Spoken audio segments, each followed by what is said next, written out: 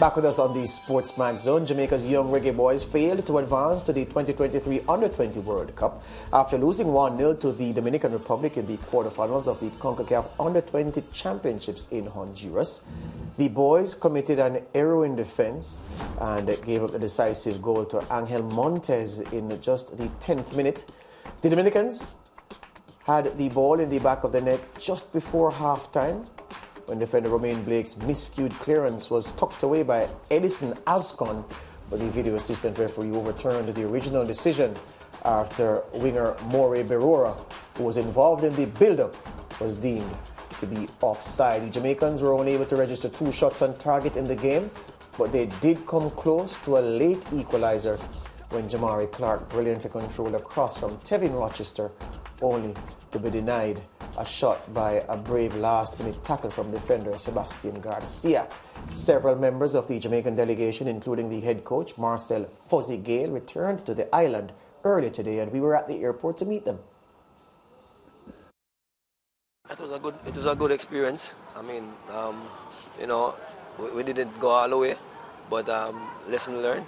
I mean, the future is bright based on the talent, based on what I transfer from the tournament. It was a good opportunity for the boys to qualify for the World Cup since 2001. Can you explain the mood in the dressing room after that result last night? Yeah, we were all disappointed. And, we were just 90 minutes away from creating history and being the second team to qualify for the U20 tournament. But we take heart from the game. I mean, the guys are looking forward to go on and to make the country proud. Gale was asked about some of the individual talents in the squad. Boyce Clark, the goalkeeper, Kanye Clark, is very fantastic. I mean, probably one of the best goalkeepers in the tournament for us. Luke Bradley Morgan, I mean, he was fantastic on the back line today. I mean, young Ramon Blake was good. I mean, Jamari Clark up front as a centre forward, scored 3 goals. We have some other players, I say, one single point, but I thought those players have an excellent tournament, and I wish them all the best in the future. For perspective on the performance of the young reggae boys in that game on Wednesday evening, we're going back to Andrew Price. Of course, he's a former national women's coach, and he's the man who is guiding Humberland in the Premier League right now. Andrew, welcome back to the SportsMax Zone. Thanks for having me, gentlemen, and good evening to your viewers. Yeah, you know, Andrew, I watched the first half of that game last evening, and the question I kept asking myself was, why is it that every time the Jamaicans were on the ball, especially as they played out of defense, it seemed to be everybody wanted to dribble until there was no other option but to pass before passing? And I know that that's only a small part of what they didn't get right on Wednesday, but that was frustrating in itself. Well, they came up against a quality team, and, a lot of people underestimated Dominican Republic, but they are a very good team. You could see from the very first whistle their intentions. They wanted to keep possession.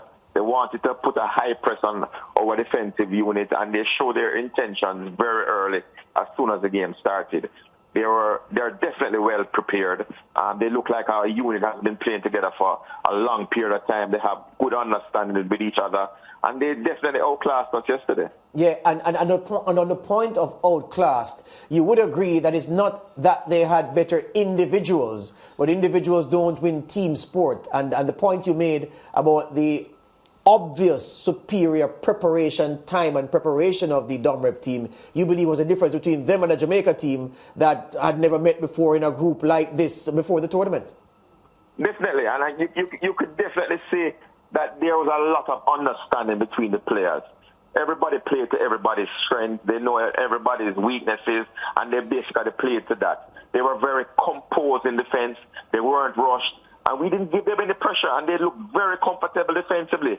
We didn't look threatening throughout the entire game, while they looked threatening a lot of times during the game. And I think that was the difference. They wanted to be on the ball. They showed more urgency, more desire, and we really didn't look like we had the appetite for the game. Yep, and for those who didn't watch, as the game grew older, the second half, did you see anything that the Jamaicans did in terms of adjustment that could have given them a foothold into the game and perhaps even more?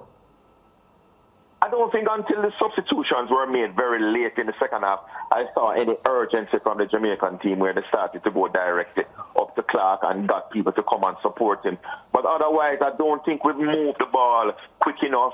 We didn't try to penetrate the lines, and, we didn't try to move the ball through the lines, And we allowed them too much respect.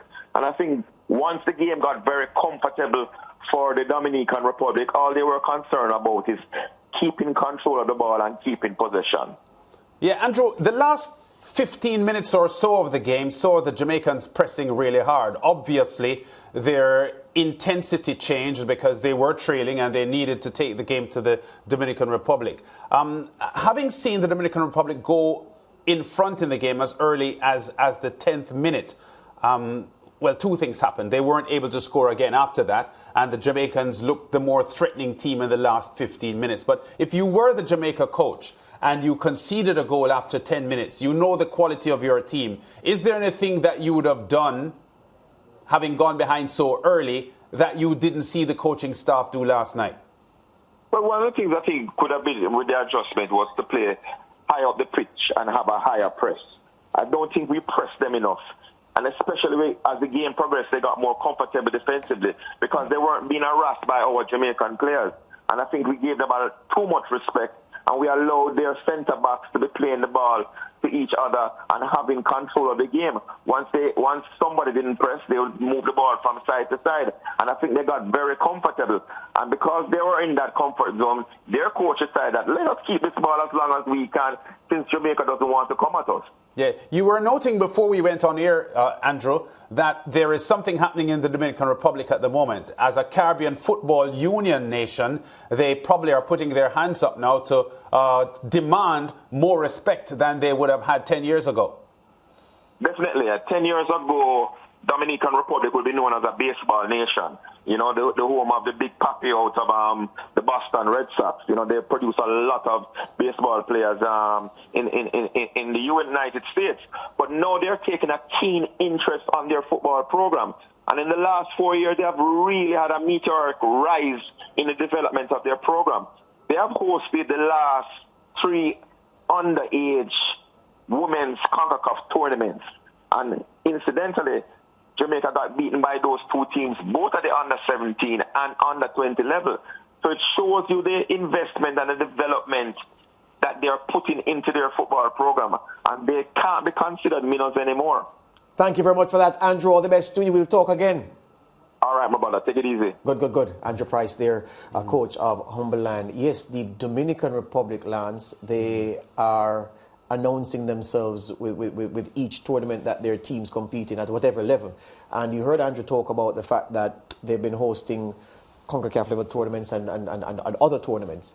It's largely because, during these COVID times, it's largely because of the government's policy towards welcoming visitors in this COVID time. When many countries locked their borders and were restricting the number of people that were coming in, the Dominican Republic had basically an open door policy. Yes. Because of their high vaccination rates, but because they recognize the benefits to be gained from tourism. And apart from Mexico, no other nation in this part of the world has done as well earning revenues from tourism in this COVID period like the Dominican Republic have. So the point I'm making by saying all of that is that they're awash with cash, cash that they're funneling into their youth programs, male and female. That's where we're seeing the good results from their youth teams. Yeah, and sometimes I would like our fans, sporting fans, not just football fans now, sporting fans in Jamaica, to be a little bit more aware of what is happening around the Caribbean, because there are a lot of fans of sport in Jamaica who believe that, Jamaica is entitled. Based on numbers and population, Jamaica is bigger than most of the other Caribbean countries. So Jamaica is not supposed to lose to certain teams. But it has a lot to do with investment. Yes. And if the smaller countries are doing more and putting more investment into their product, whichever sport it is, they will get the results, and Jamaica will be left standing. Yep. Time's up, Mr. Producer. Yes, he says time is up. All right, coming up next on the SportsMax Zone, a former Jamaica record holder will be joining us to discuss the current record holder in the men's 110-meter hurdles. What is to blame is the question for the collapse of Omar McLeod's career.